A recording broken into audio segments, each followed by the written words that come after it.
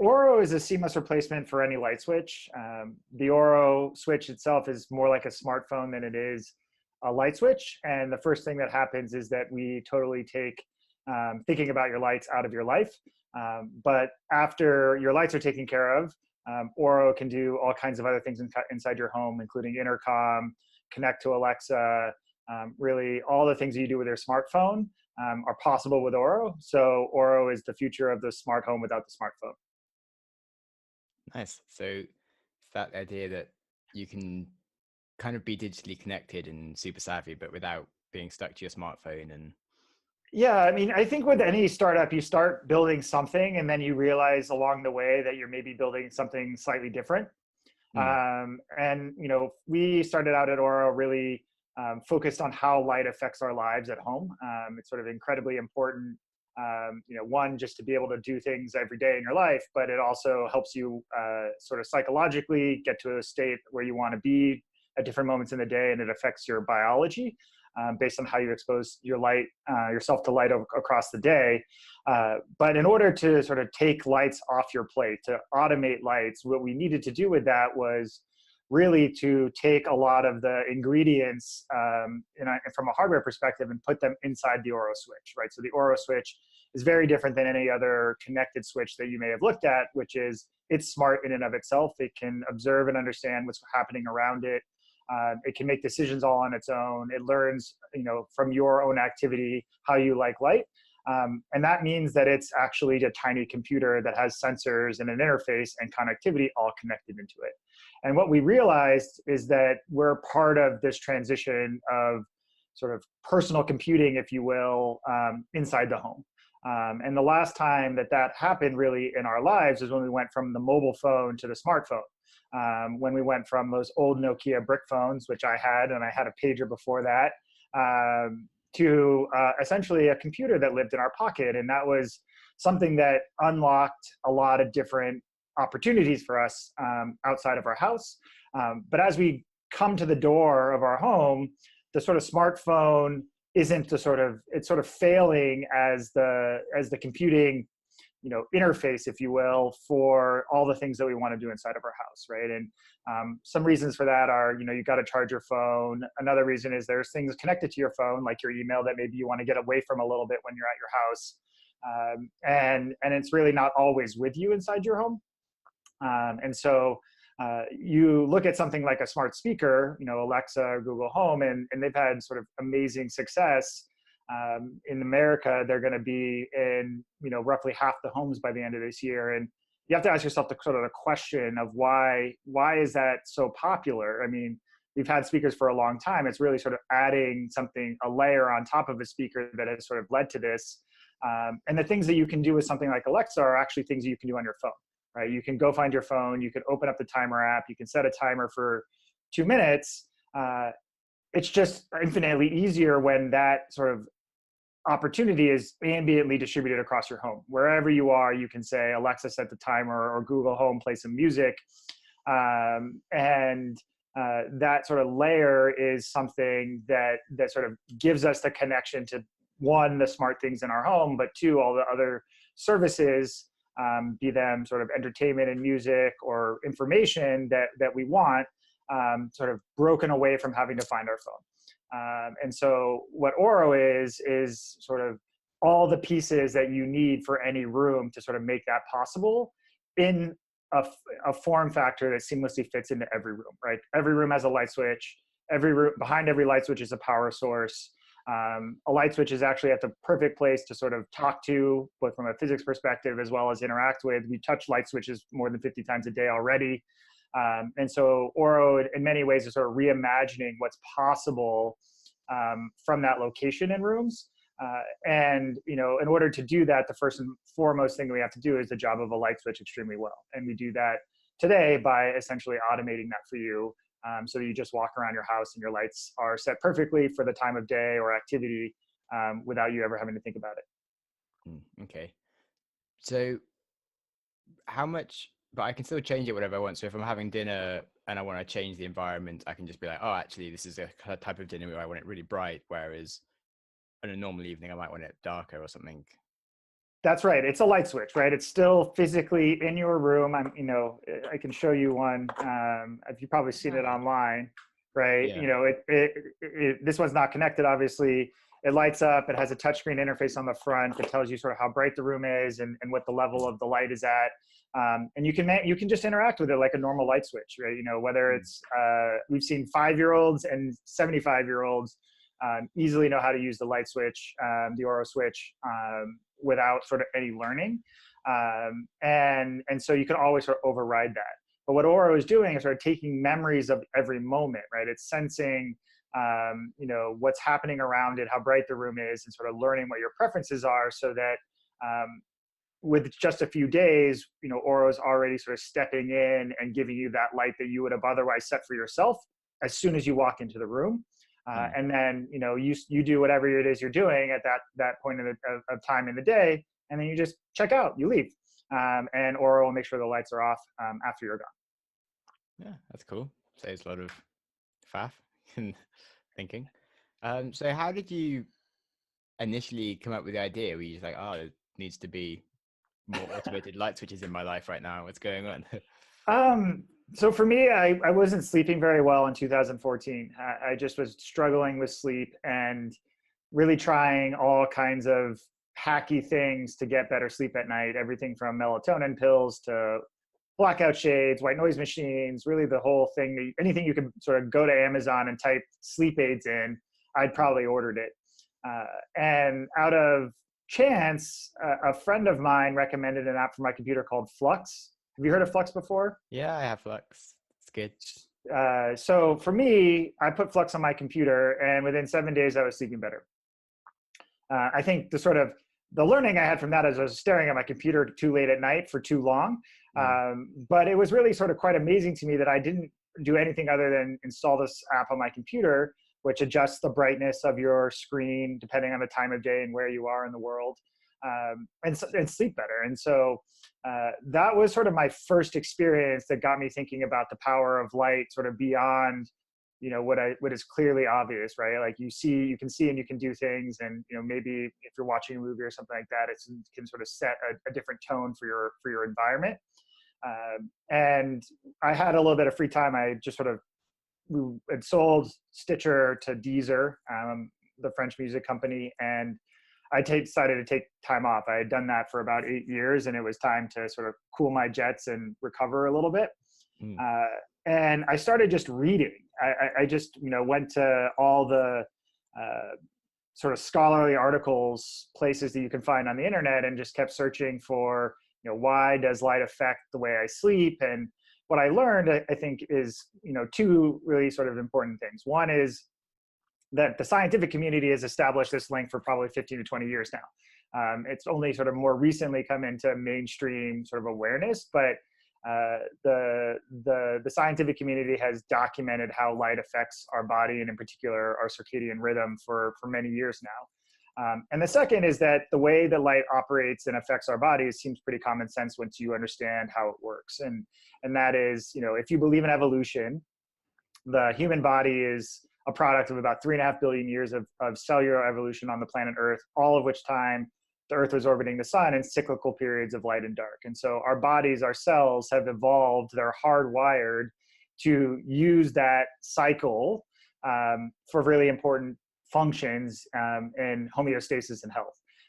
And only in the last 100 years have we introduced artificial light as an external stimulant into our lives. And so sort of effectively, if you have lights that are bright, in your spaces, you're telling your body that the sun is still in the middle of the sky, and your body's going to react in the way that it's been evolutionarily programmed to do that. And so, most people at night who aren't aware of lighting spend a lot of time with their lights on, and that's basically stimulating their body to stay awake. So once I had sort of like an experience and then some knowledge, I sort of said, hey, like that makes a ton of sense. I wanted to build Flux for my house as a hobby, right? I just was like, hey, I'm going to go get a bunch of smart bulbs. I'm going to get a tiny server. I'm going to write some code on the box and put it in my closet. And, my lights are going to, rise and fall with the sun in sort of, seamless ways inside of my home.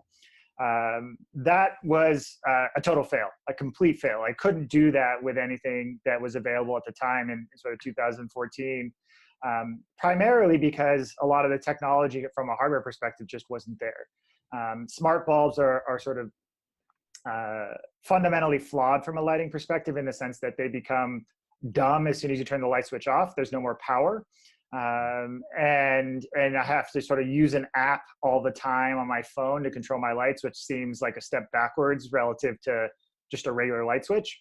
And that was really how I got interested in lighting. And then I realized sort of along the way that we were sort of, it seemed to me, and you know, eventually some of the early team members, that we were approaching a time when sort of these really sort of kludgy or sort of like, you know, hacked together experiences around lighting were going to be able to go away.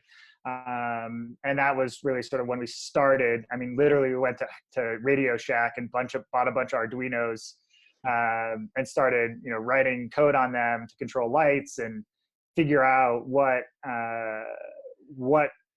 first of all, what it meant to be a light switch, which is actually a lot more complicated than one would think. And then two, sort of what it means to sort of try to tie an automated system that controls a really important function inside of your life at home to your activity. And that was sort of the early 2015s when we got started. Wow. So what does it mean to be a light switch exactly? Well, what it means to be a light switch, we can talk about the pure requirements. One is that you have to be very reliable, right? You know, if you come home and your power's out or your lights don't work, it's extremely difficult to occupy that space for very long.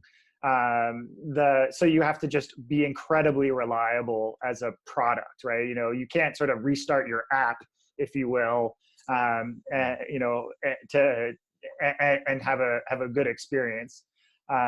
Two is that there's actually a lot of different types of light bulbs out there. The power that's in your wall powering your lights is not as consistent as you might think it is, right? There's fluctuations in that. And as a light switch, you sort of have to be the thing that regulates all of that and provides, you know, power to the light bulbs or light sources in a room in a way that is consistent and reliable. And so that's, you know, quite complicated. We ended up with Orro with a light switch that works with any light bulb. And that is not an insignificant amount of work. Yeah, but cool. So how did you then go about building it into a business? So you had the idea and a few friends working on it with you, or? Yeah, so we got together. I sort of convinced a former coworker of mine, and then I found and convinced another engineer on the hardware side to sort of say, like, let's just see what we can do here. Like, is it possible to build a system where you can sort of give up thinking about your lights, right? I mean, we've automated our doors, we've automated our toilets, like we've automated all these things in our life. Like, seems like lighting is a clear thing that, you know, there's no inherent value in walking over to a light switch and adjusting it. Nobody takes pleasure in that, but the light itself is extremely important. You know, can we get this to a level where you know, your presence or activity or occupancy of a space is really what drives your environment as it relates to lighting? And, you know, we knew that if we were going to be right about this, that there was a pretty interesting opportunity, right? So I think that was sort of the first thing that we wanted to make sure of. You know, is this something beyond a hobby, which for us might have been okay, or is this a business? And we sort of started looking around, and actually light switches are the sort of most sold by unit, you know, consumer electronics product in the world. 2.6 billion light switches are sold every year in the world. That's about twice as many as smartphones. That's because they're essentially a utility today. You know, if your light switch were to fail in that room where you're sitting right now, you probably within 24 to 48 hours would go replace it, right? Like, it's sort of this essential component. And, you know, of course, artificial light provides an immense amount of productive values for our lives, even though it carries some disruptive, you know, aspects to it. So we really kind of need it in many ways, or I guess not need it, we rely on it. And so, you know, we sort of looked at that, and we saw that, you know, really all the companies that were out there, you know, every region has a different sort of, one or two major incumbents, right? In the United States, it's Lutron. I think in sort of the UK and sort of Europe places, Europe area, Schneider Electric, probably you've heard of, right? They're these big conglomerates that are essentially widget makers that have treated it like a utility. And so that I thought was our opportunity, was we can provide a better experience on this thing that has an incredibly sort of rich experiential edge. How the light works in your home matters a lot to how you feel at home, in a way that none of these companies would be capable of doing. And so we thought that there was an opportunity somewhere. Obviously, we had sort of previous examples like Nest or other companies like that sort of had sort of reimagined a common household utility, and so we had at least some encouragement. And that was when we said, all right, let's make a go of this and see what we can do. So the first stage of getting a company off the ground, I think, is really less about the idea, right? I think ideas are I wouldn't say ideas are cheap, but there's lots of good ideas, right? If you're going to build a company that is going to require outside investment and you're not going to be able to bootstrap it all the way, you really need to sort of demonstrate a match between your idea and your team. Right, and that this team is a team that has the possibility of realizing this idea, and this is a right match there. And for us, we actually weren't a match if you looked at us from the outside, right? I had done computer software and product. I'd ran a business before, but I had never done a hardware business. We had at least one hardware engineer, so we had some credibility there on the hardware side. But that was like one out of three of us, and we realized that we needed to sort of demonstrate some capacity to sort of realize this idea. And so for the next year, we just bootstrapped it, right? Paid out of my own pocket, for everybody's time and all the things that we had to buy, hardware, equipment, all those other things. And sort of our goal there was let's get to a version of a prototype that gives you a sense of this feeling of what it would be like to walk around your home, and have your lights respond to you. And, primarily just demonstrated the capacity of the team to actually build a piece of hardware like what was going to be required for Orro. And so that was really most of our first year, was trying and failing at all kinds of different ways of building the system to get to something where, you could walk in the room and the lights turned on, basically as soon as you arrived. Yeah, that's neat. So from when you hit your targets, you then were able to raise investment? We did. So sort of after we built this thing on a breadboard, it was literally a kitchen breadboard that we had bought from the hardware store, and it had a bunch of circuit boards and plastic on it, and wired over to a light bulb, and you could set that in a room, and if you had an app on your phone, you could walk around your house and it would turn on as soon as you entered the room. And that was sort of our proof point of hey, we're not sort of complete jokers here, right? We know we could, if we knew what we wanted to do specifically, we could probably do it. And I think we went out. This was sort of in sort of the middle of 2015, and raising money. I mean, have you raised money before?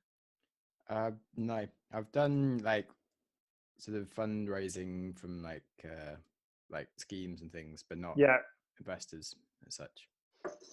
Yeah, I mean, so it's just other companies I've worked with do it, which has been stressful enough rather than for my own company. It's just basically a brutal process, right? Yeah. If you're a masochist, I guess, which in some ways I are, you find it somewhat fun, right? But it's you're constantly just, you've been living and breathing this thing, and you understand, all the steps between where you are now and where you need to do to get to the next stage. And you get sort of, an introduction, and then you get an hour to try to convince someone to, or really teach someone. That's really sort of early on, like what it was about was, people have walked around their homes their entire lives saying, hey, this is just a light switch. It's something I don't care about. How do you get, you got to get them to reimagine two things. One was like, imagine never having to touch that thing ever again. And then two, imagine that if that becomes a portal to everything that's in your connected life. That means that you have to become a really good storyteller, right? Early on, you're sort of got like, I had a prototype and I had a deck that was ugly, and trying to figure out sort of how to communicate this sort of vision of a home that is a self-aware and sort of interactive in every room of your house with a simple replacement for a light switch, was not as tight as I'm explaining it now back then. And so you just get you get a lot of people that don't understand, and you just got to keep going. And then ultimately, I had a meeting with Jerry Yang, the former CEO of Yahoo, and for better or worse, he's formerly like an electrical engineer. I think he might have a PhD in electrical engineering. So he super got into like, what was this hacked machine thing that we had built on this breadboard, and like what was going on with it. And that, I think, was the hook. Yeah. So with Jerry, I think Jerry was interested to sort of see what we could do.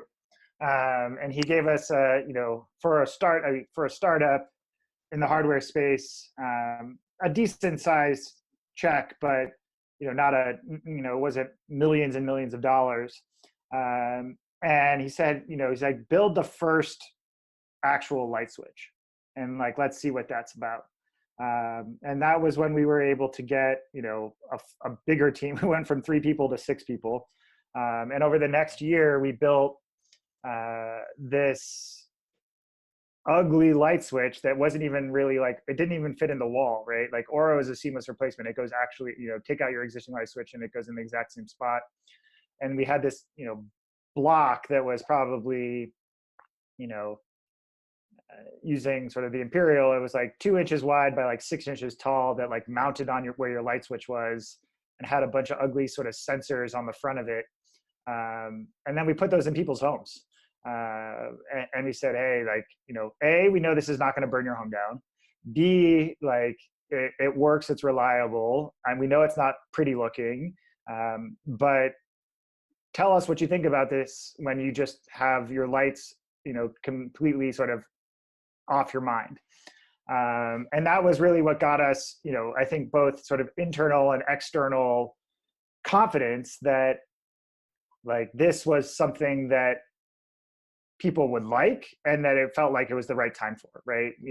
Timing is a big part of all kinds of companies. If you're too early, you're in trouble. If you're too late, you're in trouble. And so, we had these things probably, where were they? Were in like probably 10 different people's homes.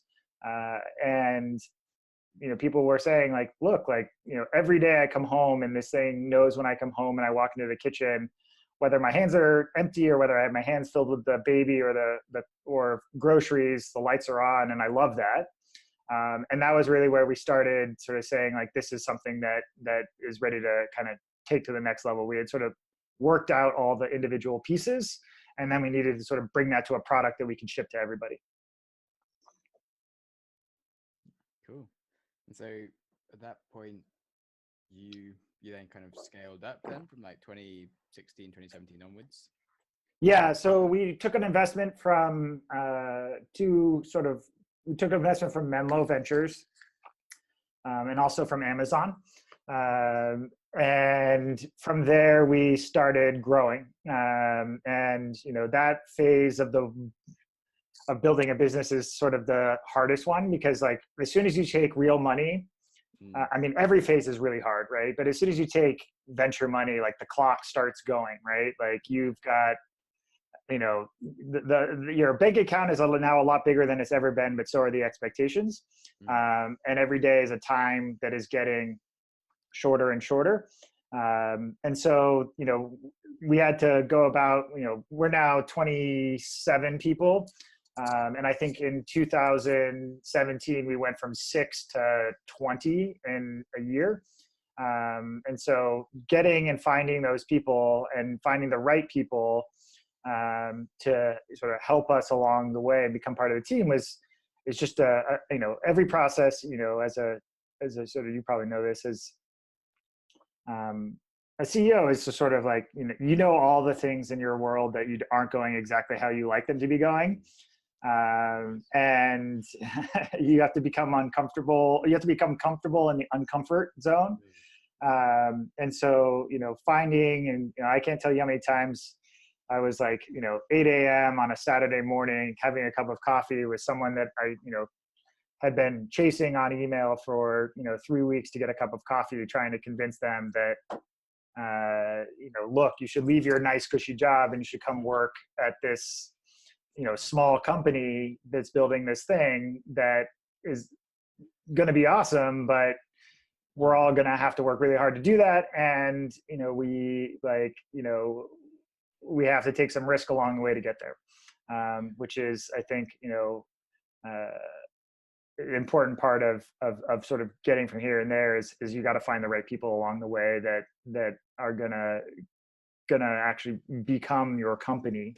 It's no longer something that I had an idea about 3.5 years ago. It's actually the product of 25 other people's ownership. Cool. So what would you say were the best things that you could say to people to convince them to like give up their current job and take the risk?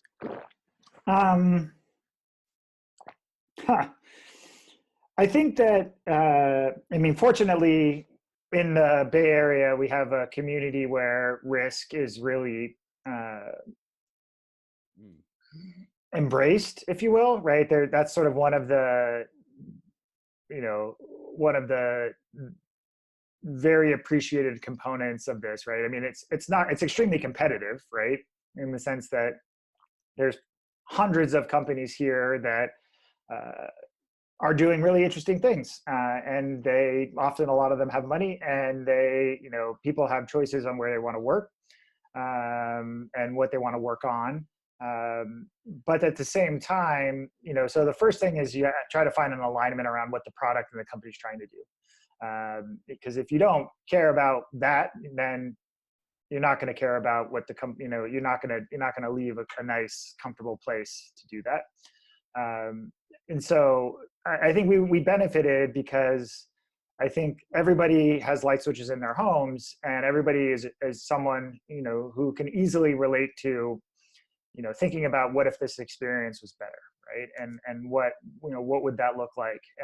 Sort of in a way that's different. And then if I show up on your door and say, hey, we're going to build the best algorithm for optimizing ads ever, it's a much further away sort of goal or, aim, and it's sort of less personal. So I think I was really benefited by the fact that, you could sort of say, look, like your home is, every moment of it is touched by light, and we're going to make that perfect at every moment without you having to do anything. And then after we do that, there's this incredibly powerful and capable device in every room, and we're going to be able to update that with software, and it's just going to get new superpowers. That was really helpful. The other side of the equation is now like, what's my risk tolerance, right? And I think one of the things that I learned quickly is that, once we had alignment, like you have to ask those questions of like, figure out where a person is in their sort of spectrum of risk tolerance. Because the sooner you identify that they're not tolerant of risk, the sooner you're just like, look, amazing to meet you. We'd love to stay connected, but this doesn't probably feel like it's the right time for you. Like, let's not waste either of our times, continuing to talk about this. Like, let me know if you ever change your sort of thinking on this, right? Now to sort of go back to where I started, in sort of this ecosystem, unless you lie or do something incredibly stupid, like everything that's an experience is like really powerful in sort of adding to what and can contribute to a team, right? And because the job market is as competitive as it is, companies die, and the people that were working at those companies have jobs within like 2 weeks, right? Because the experience is very valuable.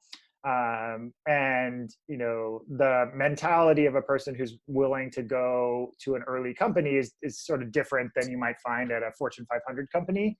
And those are skill sets and mentality that are valued by the companies that are local around here and more everywhere in the world. So I think that became my tool, which is like, look, this thing fails, you spend a year doing it, and then you have like a job in a week after that's gone, and like all this is going to look like is a thing that you did that showed that you are willing to sort of take a leap, and sort of you try to just back the risk out of the equation for them. That doesn't work for everybody, but I think it's important for everybody at some time in their career to do something in sort of startup, because it's just an entirely different environment than being at a large company. Just the same way I would say, everybody should spend some time at a large company and understand how those, big things work before, I think it's just it's the other side of the world. Yeah, like I'm a skier, but it was actually really insightful to spend some time snowboarding, because I no longer think of them as complete assholes anymore. I'm like, oh yeah, this is why they cut me up. Like, it's just nice to get some different perspectives. Or some respect. One time I tried to like snowboard, I just spent the entire day on my ass, and I was just like, this is, damn, it's hard. Definitely. Yeah, it's cool. Yeah, I mean, I hadn't actually spent time working for like a big corporate company, which is something that I feel like it's on my list of things to do, but it's it just don't see me really like fitting in. I'd only be there for like 3 months just for like exploration of insights rather than to actually like help the company at all. Like really early in my life or my career, I worked at Electronic Arts, so I got a taste of that very early. And for me, I found that there was a lot of things that I didn't like about it, right? Like how long it takes to make a decision, how, like here, it's, an idea can be put on the board in the morning and it can actually be somewhere live within 24 hours, right? And that sort of speed between idea and execution is something that I really love about working in smaller companies, particularly startups, where sort of the imperative is to move that fast. But I do think large companies offer an understanding of, sort of like where, depending on what your end game is with your company, where you need to get to, right? And so, that, I think was what I learned was that, things become, in order to get, it's a lot easier to get 10 people to go in one direction than it is to get 100 people to go in one direction. And, when you start to have more and more people, there's a lot more time that you have to spend on the softer side of the world, whether that's culture, whether that's decision-making, whether that's just basic communication. Like, does everybody understand the same thing? And are we all aligned around what those things that we're talking about mean? Is sort of critical as the number of people in the room grow. Yeah, interesting. Yeah. And of course, it was a different world then, right? Back then, things like Slack and remote teams were like, nah, why would you ever do something like that? Like, it's terrible, like that, that sort of level of distributed communication and work was just not a way that most, even startups, worked. Like, I think when, so at Orro, where we have 2 offices, and we started out as a distributed team, right? There was 3 of us, 1 in Oregon, 1 in San Francisco, and 1 in Austin, Texas. And now we still have Joe from Oregon, but we built out an office in Austin, and we have sort of teams split across those 2 locations.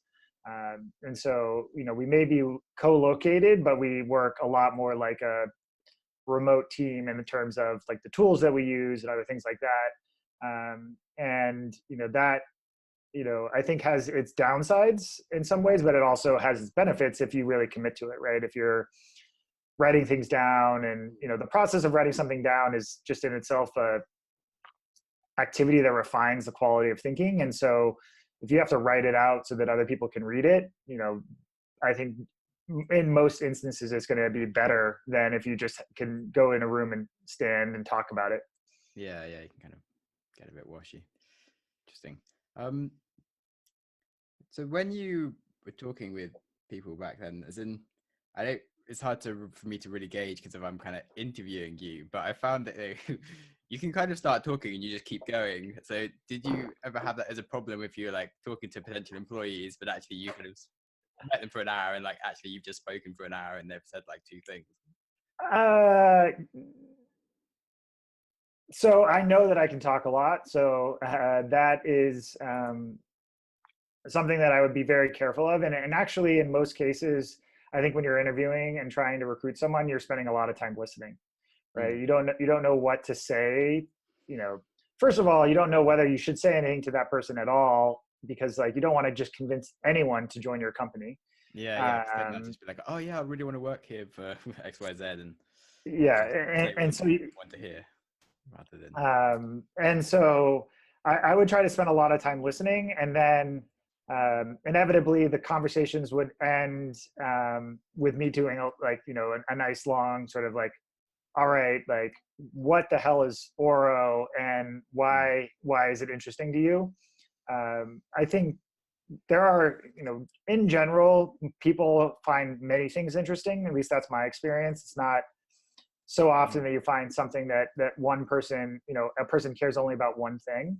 And so the more I listened up front, the more I could find the things that were going to be resonant with that person that I was talking to, and make sure that I highlighted those in the ways that we could, right? If it's, hey, I want to work on new types of hardware, or hey, I want to work with Android, or hey, I want to I want to figure out whether, Colin, you're an asshole or not, and and because I had an asshole boss before, and I don't want to work with them.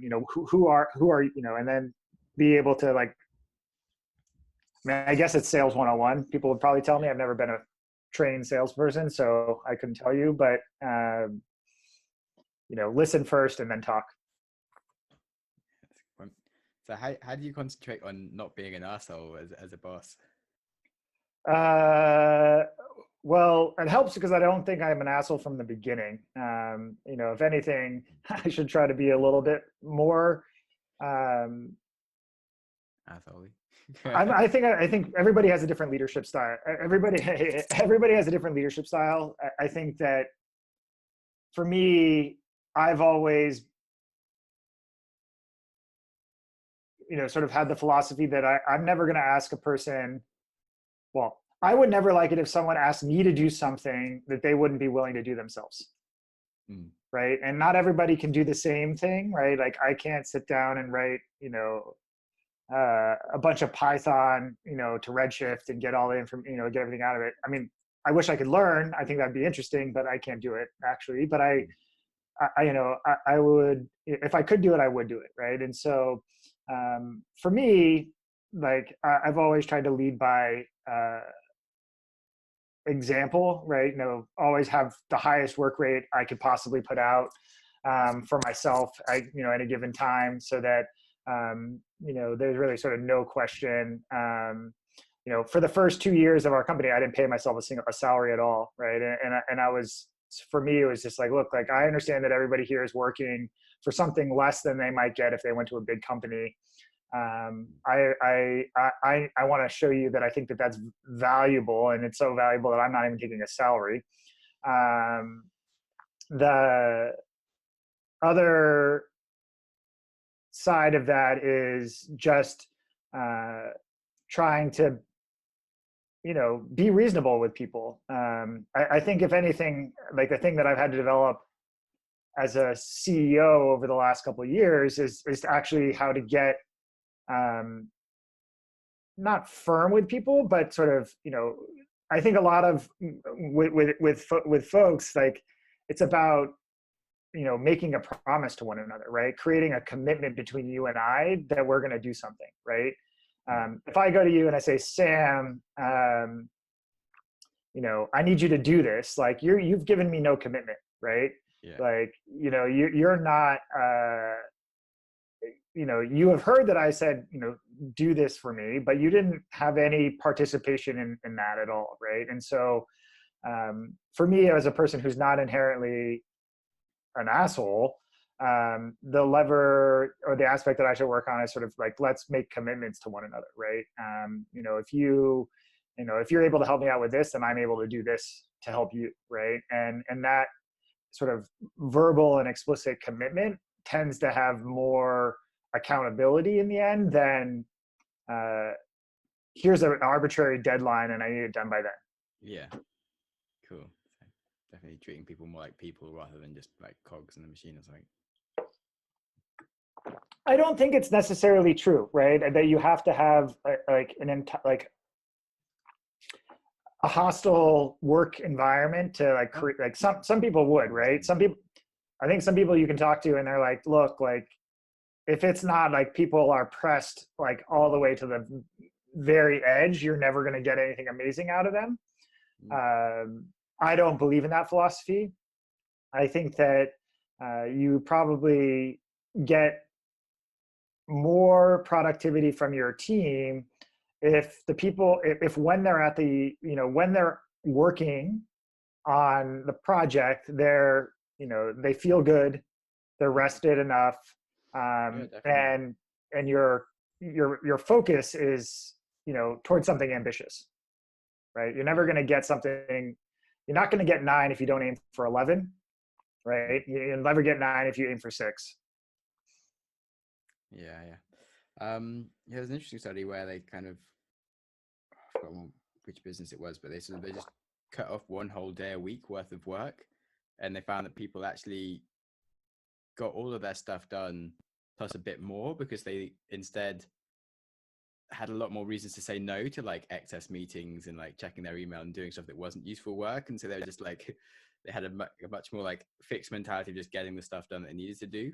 And so by actually having less work, they're more rested and just doing the work that was most important. And yeah, I think we've been benefited a lot, right, by sort of a lot of the psychology and behavioral economic stuff that people have talked a lot about, in the last, I feel like it's been much more in the conversation in the last 5 to 7 years. And I think in general, a lot of that works, right? Or, it works because it's more in reflection of how people think and operate than it is, some hierarchical structure. Definitely. That's interesting. Okay. So, it'd be interesting to hear a bit more about your experience with Stitcher then. So you were the founder? Because you said you sold it. I wasn't the founder. I was one of the first 3 people to work on Stitcher. There were 2 people that were technically the founders before I was there. But I joined in 2007, and I was sort of the one that helped them sort of move from, where was podcasting before Stitcher and where was podcasting after is probably the more relevant, like the, Yeah. In 2007, there was actually a lot of great podcast content, and what we call podcasts sort of audio, sometimes video format today, but it was really sort of RSS distribution feeds back in 2007. And the way that you got that content was that you sort of took your white brick iPod and you plugged it into your computer, and you had to sync all your content onto that computer, right, or onto your iPod. Which meant that you never had fresh content on your iPod because nobody syncs their iPods. Nobody did, right? Like if you look at my phone, I probably haven't backed it up in 60 days, right? You just don't connect it, right? And so I was sort of I don't forget exactly how, and again, sort of random set of connections, got introduced to the founders, and they were at the time doing this thing where they were taking all the sort of podcasts you had in iTunes,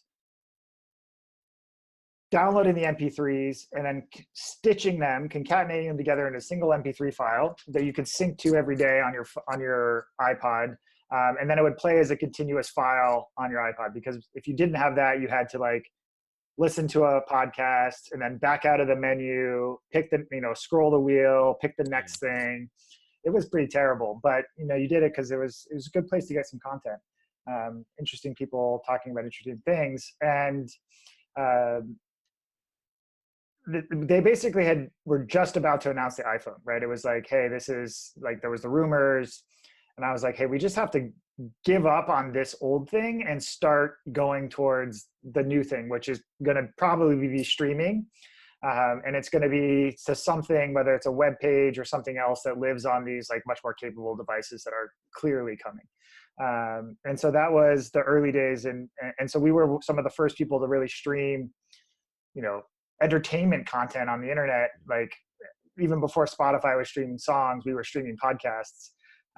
It was kind of terrible in some ways because it was an edge network. And so like we had to do all this like magic stuff to get it like, stripped down so that you could stream it continuously over an edge network and all these other things. But, our first, I think, big accomplishment was to get the world of podcasting into streaming. And so, nothing, you didn't have to sync to your computer anymore. You could literally just go to a URL or a web page and stream your podcast to a mobile phone or your computer. And then after that was the discovery phase of the world where, every sort of media company goes through, which is how do we get people to find more content that they love? But it was fun. It was, but that one was, we got to 6 people in like some crappy office on the side of a pier until we got a little bit bigger. But yeah, I guess being in random places and offices in the early days of a company is something that I tend to do more regularly than not. Yeah, there are plenty enough, but it's nice when you look back at it.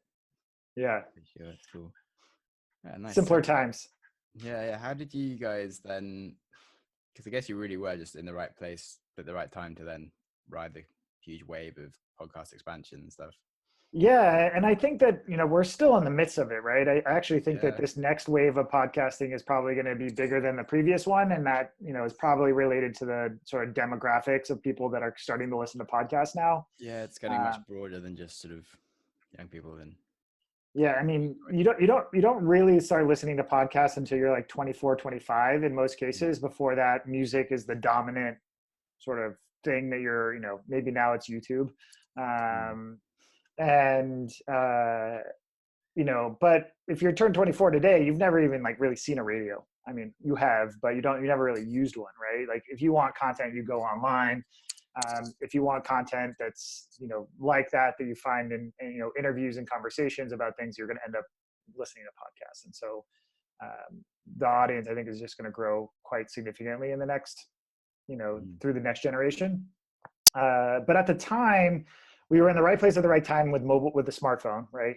Apps and streaming and all of that came along and really helped us. And, it was the early days of the app store where if you put like an asterisk in front of your app name, you ended up at the top of the list and stuff like that. Like, you like did all those things to like sort of game the early days before, Apple got smart and then Android came along. The other thing that really sort of, if you step back, the thing that sort of helped Stitcher the most was just the sort of broadening expansion of wireless connection, right? So at first it was like smartphone, like a full edge connection, which was still small. The next real big thing that happened for us was that we started getting integrated by the auto manufacturers into the cars. So like alongside XM radio and all those other sort of previous, AM, FM, obviously, the dashboards started to get smarter. And so then you could have apps like Pandora or Stitcher or any of these other music services just sort of on your car. You could, sort of same thing, I guess, with Orro in some ways. You could go in your car, you could take your phone, you could plug it into the aux jack and play something off of that. But you are always sort of fighting the uphill battle of convenience for the user, which is, it's pretty damn easy to press 1 on my dashboard and play something, right? Like it needs to be that easy. And so, we got embedded in the dashboards and, on so like all the speakers and stuff like that. And that was a fun journey. We ultimately ended up, starting to do the advertising model and monetize the service. And then Deezer came along in 2007 or 2014 and picked us up. And then I said it was time to take a rest. Yeah, cool. That's fascinating. So how did you, so you just were able to walk away and get your shares sort of sold, or was it like? Yeah, so I've been there for 7 years, so I was already all, sort of, most of my shares were already sort of vested and whatnot. And I needed a break. I had done podcasting for 7 years. I felt like I had done everything that I wanted to do in podcasting, short of like probably making a better environment and sort of set of tools for the creators, right? Like I think that that there's things like what Anchor has done in recent time, right? It make it easier to create content, make it easier to distribute and grow your audience. That would probably be the thing that I would do if I had stayed.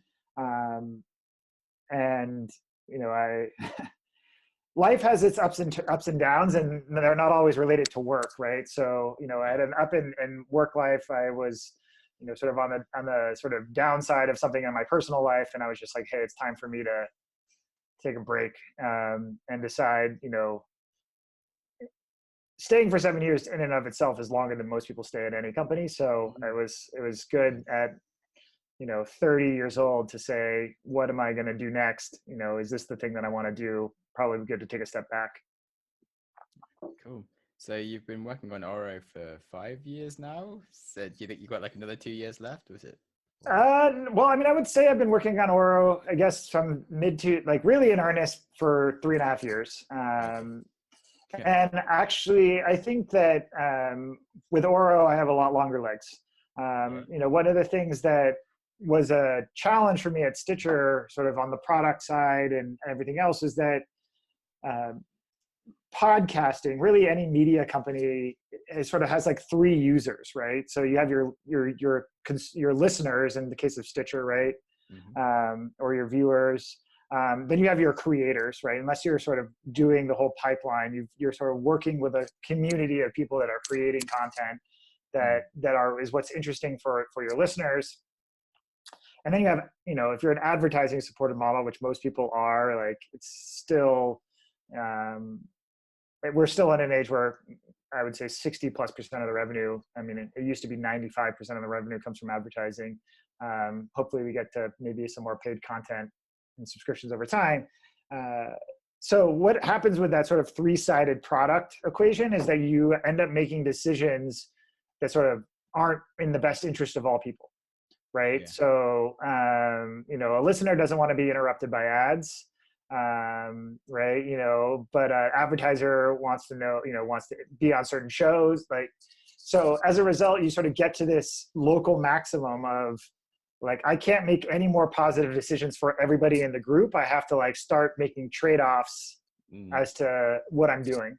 And that, I would say for someone who is more of a purist around product and in terms of like, hey, it's just try to do the best thing for the user, gets a little frustrating, right? In time.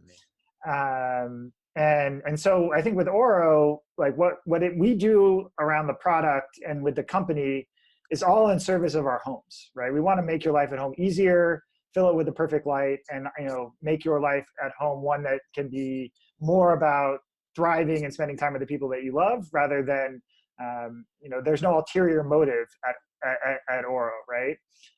And so for that, I think that I can actually get a lot more energy over the long run from that, because I just need to, the more we find out about how we can help people, the more we can build the next thing. And that is a relationship that I think has a lot longer longevity to it than where I was with Stitcher.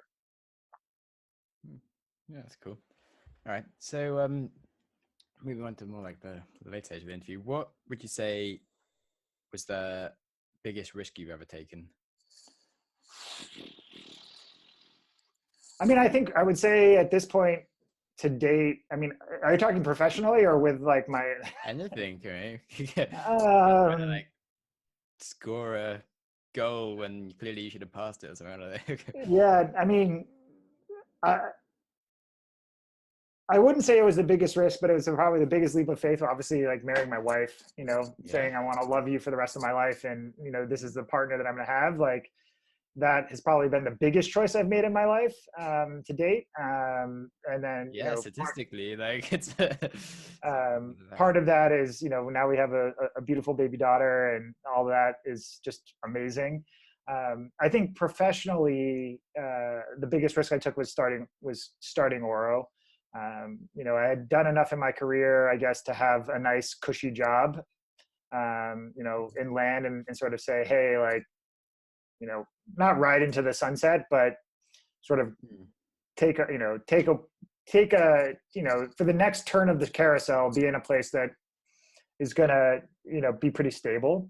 I definitely had people that were there on the sort of like come do this sort of equation.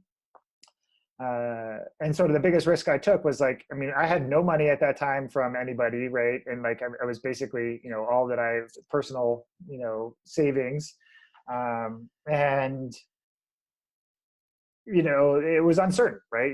It's very uncertain in the early days when you start something, right? And you don't know whether you can't say I know this is going to work or not, right? Like you can believe that it's going to work, but you don't have certainty. That was probably the biggest sort of professional risk that I took, which was to sort of say like, look, I'm going to go back to the bottom of a sort of company maturity, and sort of try to build something up again. And fortunately, it's worked out thus far. But at the time, it certainly, wasn't clear that it had any life at that time.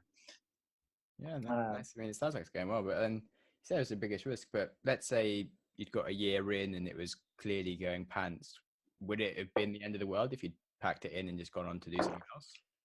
No, I don't think so. I think that's, why I would say, well, there are things that when you retrospectively look at them that don't feel like that big of a thing, right? And then there's the sort of decision in the moment, right? Like, oh God, my life's going to be over if this doesn't work out. Yeah. I'm missing all these big opportunities right now by taking this thing. Yeah. And I think that that's because fear of the uncertain has a disproportionate impact on our decision making, right? Like you actually have to like find ways to de-weight that sense of uncertainty, insecurity, and fear in your decision making, like because your mind's not going to do it for you, right? Your mind is like wired to do that, right? And and so it was like I had like all kinds of like pro con tables and weighted things. Like I was trying to do everything I could rationally do on the rational side of my mind to sort of say like, look, like all these things like are are going to work out this way and that way, blah blah blah. And then you still have this sort of soft, it doesn't feel soft, you have like this sort of like unquantifiable uncertainty like quotient that just creates fear, and then that thing gets multiplied by the fear factor in decision making. And so that I would say it felt like one of the biggest decisions I made in my life. And what I ultimately ended up saying to myself as I walked through and I talked to a lot of people was that if I have to wrap this up in a year, in 5 years, in 10 years, and it's a complete zero, am I going to have learned a lot along the way, and am I going to be able to recover? And the answer is most likely yes, right? You have friends. What's the worst case scenario is you like get on an airplane and fly to like Costa Rica and stay on the beach and start a scooter business. Like not that bad of a business, like life, right? It's not like you're taking your life into your hands. So you get over yourself in those moments, but it certainly feels like a big risk. Yeah. You get a bit caught up in our own world of what seems really important and difficult. It's funny. Yeah. Okay. Then what's the kindest thing that someone has ever done for you? The kindest thing that someone has ever done for me. It's going to be hard because there's a lot of people that have been very kind to me. I would say, there's been a lot. So maybe something that's recently really touched me was, my wife. She does all kinds of like, she's been incredibly kind to me throughout the entire time of Orro. Are you trying to make up for something? You like pissed your wife off recently, you know? Um, no, I think that, being a start, doing for me, it may be different for other people, but for me, the endeavor of trying to start a company and building a company is a sort of like mono focus. And, in some ways it's like you wake up and you're thinking about it, you go to sleep and it's lasting on your mind. And, um, that I think is important. But it doesn't mean it's easy for people around you. um, and so I think my wife has been kind to me by, being instrumental in getting me away from work and doing those other types of things, and sort of saying like, look, like I've already planned this trip. We're going to get in the car and we're going to drive. We went up to Napa about 6 months ago. And like, it was all taken care of for me. And it was just because she knew that I would never do it for myself. And that I needed it incredibly just to step away. Like, I think it's true that when you walk away from a problem and you come back 2 days later, the problem looks different and you might have another path through. But it's sometimes really hard to step away from something that you're really working on hard. And my wife is kind enough to understand who I am and work with me. So that is a type of love that I have not experienced before. Most people just get frustrated and angry with me. Yeah, you're very lucky to have that around, and it sounds like you appreciate it. So that's good. I'm very happy for you. What would you say is your favorite book, or like the most useful book you've read? The most useful book I've read, what's his name? Drive by Nathaniel Pink. It's for a while, I was really just reading everything in the sort of behavioral psychology. I think probably trying to figure out why I do the things that I do and why the people around me do that. But I think Drive was one of the first ones that sort of helped me understand the components of why motivation occurs in ourselves. And I think that's been incredibly useful for me understanding who I am, and incredibly useful in trying to understand what drives other people, because it's extremely different for all of us, right? For example, at Orro, we ask our team members to sort of, what's important to them, and why are you doing this, right? And not because you want to make Orro successful, or not because you want to make an Orro, the Orro switch amazing, but why are you doing this? How does this all fit into your personal sort of mission statement? Because the more you understand about that, the more you can actually, help, do two things. One is make sure that they're feeling fulfilled, because, the achievement of something you're driving for is what fulfillment comes from, right? You're aiming to learn how to, you want to train for a marathon, right? It's not the training itself that's fulfilling. It's actually saying, hey, I wanted to do a marathon and I did it. And so, Drive, I think, is the number one book that I've read recently. I'm currently reading the biography for Ben Franklin. Oh yeah, I read that. And I'm finding that one really interesting, and probably most interesting in terms of sort of contextualizing where we are in the world right now. Obviously, it's an interesting time for the United States in a number of ways. And just in the world, it feels like with social media and news and everything else that the world is getting worse, but it may not be getting worse. We just may be hearing about more of it than we did before. Yeah, much more. What was in the year that Ben Franklin, you might remember this quote, he moved to Boston, right? The town of Boston was 1,000 people. And one year, 250 of them were killed by smallpox, right? You just we don't have that level of uncertainty in our lives today as human beings. And so it reminds me the world is better than it was. Yeah, definitely. Yeah, I read Andrew Carnegie's book like straight afterwards, which is also like from similar time, and they're both really interesting. And but yeah, like I think his brother and his sister both died. They're saying that he caught the same thing, that they had like smallpox or something, but he like just survived. And you're like, wow, still kind of pretty scary really back then, and can be more appreciative. And what's a really good book is Factfulness by Hans Rosling, which is Okay. sort of, it's just, he really goes about debunking all the current kind of news that we do hear about the world, and sort of exploiting the fact that, well, explaining the fact that you hear all these bad things about like Africa or like the third world, and you have all these sort of representations in your head that are kind of completely false about what's going on. And like 95% of kids actually get like a vaccine now when they get born and things. And there's lots of statistics that you have no idea about, and you get completely wrong, and you're kind of asked.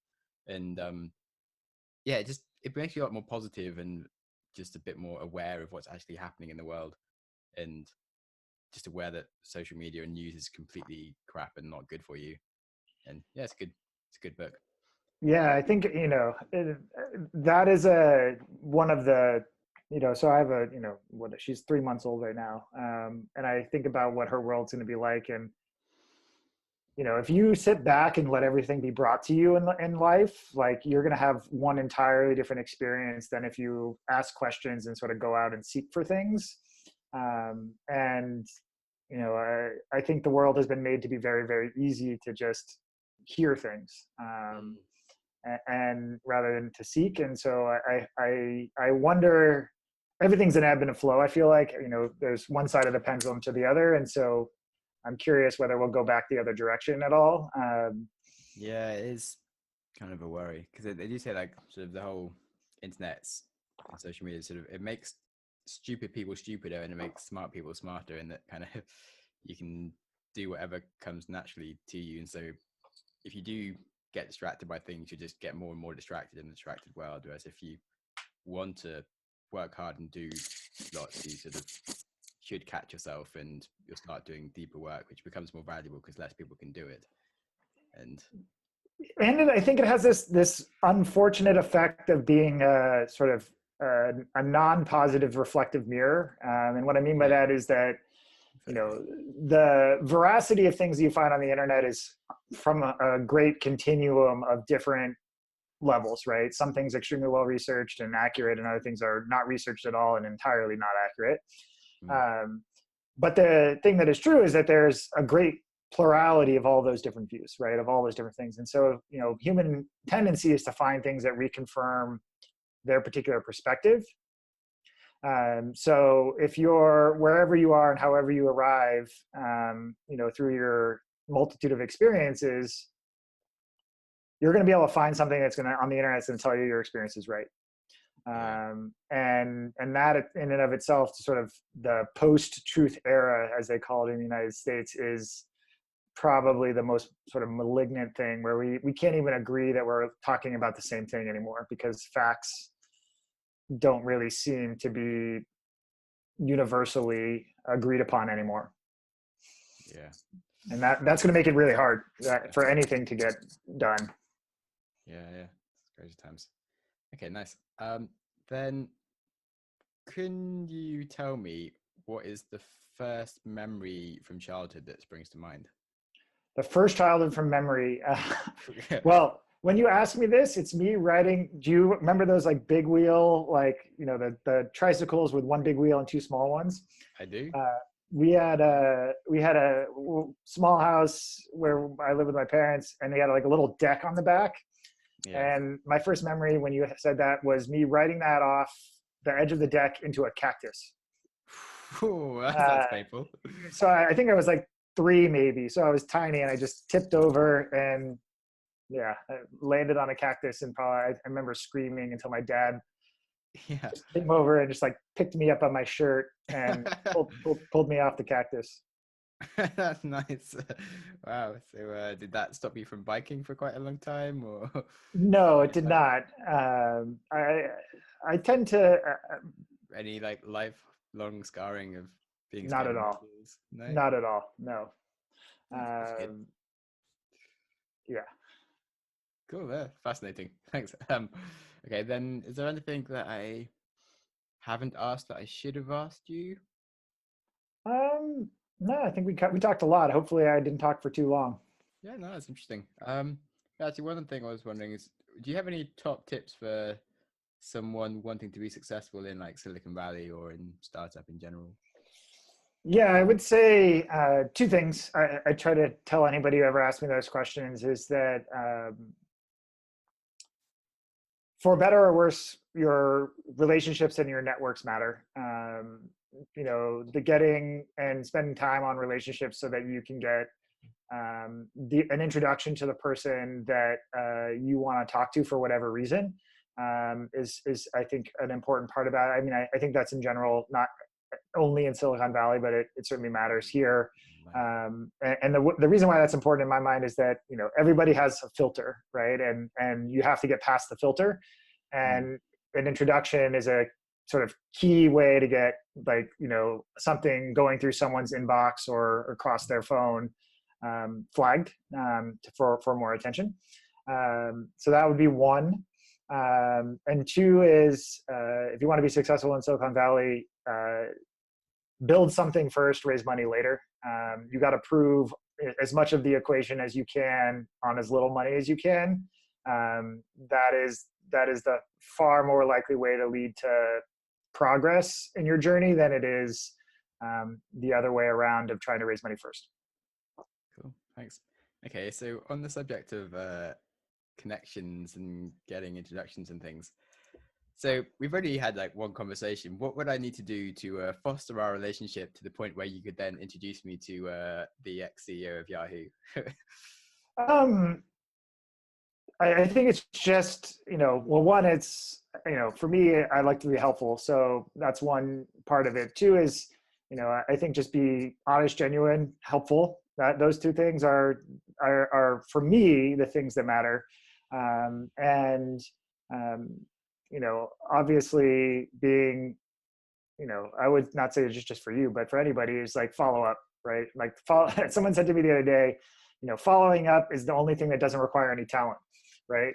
Like, you can always follow up with something. And so, I think that is, when someone makes an introduction for you, that's like the most painful thing is if that person just ghosts, like, oh, I made an introduction for you. And then like, they never said anything. Because it reflects poorly on the person who made the introduction. Yeah. That I think just being accountable for following up is the number one thing that most people think about. Cool. Yeah, that's a really good tip. Thanks. It's been I've been working on maybe like too many projects for the last sort of maybe a few years, and it's been really nice. I've been kind of shutting different things down lately, and it's just so nice sort of having less things going on in my head to actually just start doing everything like 100% properly how I want to do it, and things like following up is kind of like a much easier thing to do because I was always like a bit slower on doing those things, and I'm trying to do like 3 different projects at once and stuff. Yeah, I'll definitely make sure that following up is part of my like automated to-do list. Thanks. Cool. Yeah, the to-do list is another key part. You got to have one. Yeah, unless you've got a computer for a brain. No. I've have you read Getting Things Done by David? I have. Yeah. It's a nice system. I've been implementing it over the last few weeks. So, I think if you go and you look at people that are generally successful in the thing that they try to do, and you sort of like pull back the layer, there's some productivity system underneath, right? It may be all different types of shapes and forms. But if you don't have a system, it's going to be really hard to sort of make ground on the things that you want to do because your inbox is everybody else's to-do list for you. And, you got to also match that up with like how you work and how, are you a morning person and you need creative time in the morning, or, how do you do the things like, email follow-up? I mean, generally it doesn't take a lot of thought, so you can do it late at night when you're tired. Finding your, I mean, people would call it flow. I don't know if I would call mine flow. It's probably more just hard work, but finding that system is the sort of key thing that I've seen help a lot of people. Yeah, definitely. What's your system? So I use a combination of a couple different things. And that's because nothing really good exists. And, all these to-do like everybody's brain works a little different. So Yeah. Sort of, if you're the guy that creates this to-do system, it works for you. And then yeah, like amazing. Asana is great for the guys that built Asana, but like everyone else, like Right. they weren't So there. I use Todoist as my sort of task thing. And I mean, the thing that I basically optimize for is things that have really good keyboard shortcuts, right? Because like that's the most helpful thing. And then things that integrate with other things, because like no one system is going to do everything for me. So I need sort of things to go back and forth. And so I use Todoist as my sort of task place. And then I use a thing called Airmail for Mac, which is an email client that has a Todoist integration. So I can just send emails to my to-do list. And then Todoist has an integration with Calendar. So you can schedule your to-dos on your calendar, which is the way that I make sure that I get the things that I want to do done. And sort of that's the sort of three-part thing there, right? Email, task list, and calendar. Those three things together sort of, and then I wish I had a better routine about like sitting down and planning my week, but I don't. I kind of try to do that like once a week, like at night or something. But the email to-do list, like sort of, Gmail has like, you can add it to a task and things like that. The email is the sort of first thing I think everybody has to get a hold of, but then it's really the sort of planning and like focus of the calendar part that actually means you work on the things that are important to you. Okay, cool. Thanks. And then finally, is there anything you want to ask me? Yeah, just why did you start doing these interviews? Like what was the I guess curiosity really. Was just really interested in talking to people, because I guess a lot of my friends always asked me how I was successful in things, and a lot of it was finding people doing what I was already doing and asking them. So it was sort of a way of just showcasing the conversations that I was already having, but it gave me more leverage to have better conversations and go like one step further and reach out to people that I wouldn't have been able to talk to, and like expand my network, but also create useful content at the same time. Yeah. And it was just like really fun. And I wasn't very good at I wasn't very confident at speaking, or like I didn't like phone calling people, leaving answer phone messages and things like that. And so forcing myself to do a podcast where I had to like record intros and breakdowns and things was actually a bit of a personal challenge, and was kind of fun to just actually grow myself in. And then I just really enjoyed doing it. Really, I've just always been really curious about things. It's quite nice. And so, you say you're shutting down a couple of other, or not shutting down, maybe not focusing on projects as much. Like, are you focusing on the podcast, or what's focusing on the podcast a lot more. So up to now, I've been doing interviews with just fascinating people a bit randomly, and I'm now shifting to more going to be doing series of.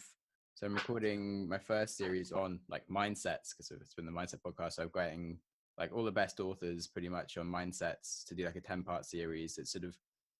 It literally would serve as an audio book on mindset, and like it's got all the content that you'd need, and actually you could share it with someone else and you'd actually have a conversation about it. Whereas if it's just like one podcast, you're not really, it's like it's something useful, but you kind of don't have a whole bunch of take homes. But when you've got a whole series of like purely good content, I think it's going to be more valuable for people. And then I get to also be the guy that's done like this 10-part season on mindset, and I can write lots about it and do things. And I'm more knowledgeable on that area, and then going to do more seasons after that on different cool things, and just get to take my curiosity to the next level in just different topics and get better at things. And it's going to be fun.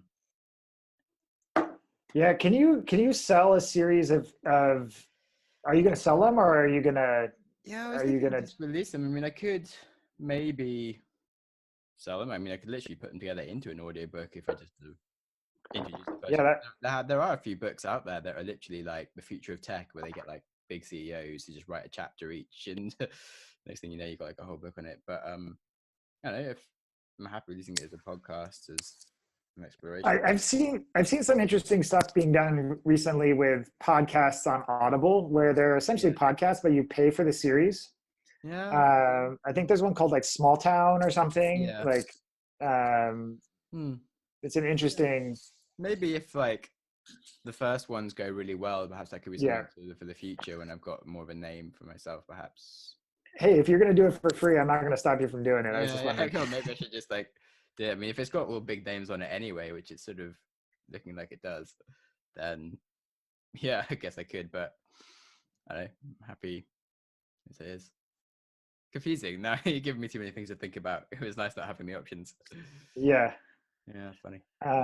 Um, well, I didn't want to confuse you, but Yeah, no, it's a bit of a, because I do quite like the current format as well, just interviewing lots of people. So I would have to either like not do that or set up another podcast where I have that going on as well. And there's a few things to decide around the whole thing, but either way, it's exciting and it's definitely getting bigger and cooler. And it's nice now that I've got sort of 50 interviews in and I've interviewed some cool people already. I've got a lot better at it and feel more capable of doing these things properly. Whereas when I first started, I wouldn't have wanted to try doing that with like all the big people that I'm getting on it, because I'd kind of messed it up and like made mistakes and just generally had to record things or just not being able to ask questions and all these things. So well, what do they say? 10,000 hours and then you're an expert. So, yeah, I mean, definitely not that far yet, but done quite a lot of hours, that's for sure.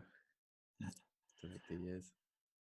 well, thanks for the opportunity to be on, and let me know if I can ever be helpful for you personally. Cool. Well, thank you very much, and same here. All And right. yeah, have a nice rest of the day.